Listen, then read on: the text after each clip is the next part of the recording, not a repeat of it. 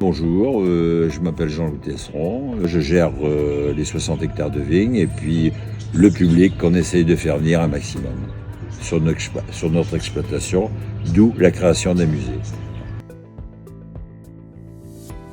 Je vous présente le domaine des Bessons, qui est une affaire familiale depuis 4 générations. Mon frère, qui était ingénieur informatique, a commencé et restait assez souvent à la propriété, donc il a commencé à monter le musée un petit peu.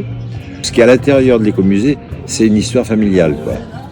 Les outils de tonnellerie se fabriquaient Tesseron, les pressoirs c'est comme c'était avant la distillation, la distillerie marche tout le temps, donc il n'y a pas de souci.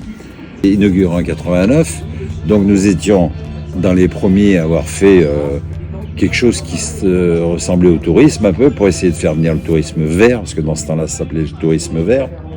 Chambre d'hôtes, et puis tout ce qui allait bien. De là, s'est développé beaucoup de choses quand même de tout ça. On a commencé avec une salle qu'il y avait en bas, une deuxième salle, une troisième salle. Donc voilà, il y a plein de choses après, si vous voulez, qui se sont rajoutées.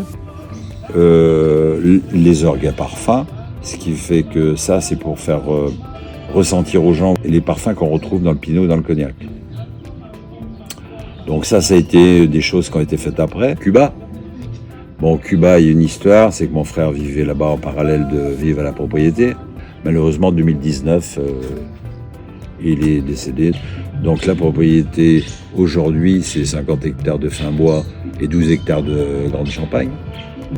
Et puis, je me suis un petit peu, moi qui étais un passionné un petit peu de véhicules anciens, donc je me suis un petit peu focalisé là-dessus. Le fait de diversifier le produit, il n'y a pas que l'écomusée, il y a Cuba, le vieillissement qui est nouveau de cette année. C'est pour faire comprendre l'importance du bois pour le vieillissement des eaux de vie.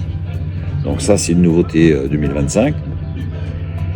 Et donc après, la visite des voitures et des vieux tracteurs, dont un tracteur était sur la propriété.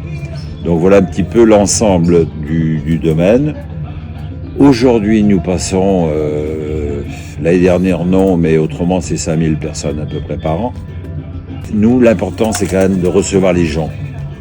Parce que c'est surtout le besoin du contact, qu'on fasse découvrir nos métiers et surtout qu'on leur fasse comprendre comment le métier il était fait avant, qu'on n'oublie pas ça. Parce que ça, c'est quand même des choses essentielles.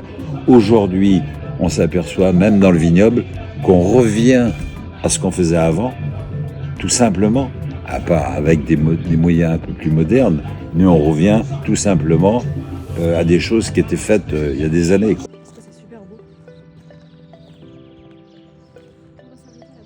Nous, l'intérêt pour nous, c'est qu'ils viennent du monde pour qu'on partage ce qu'on a envie de, ce qu'on fait.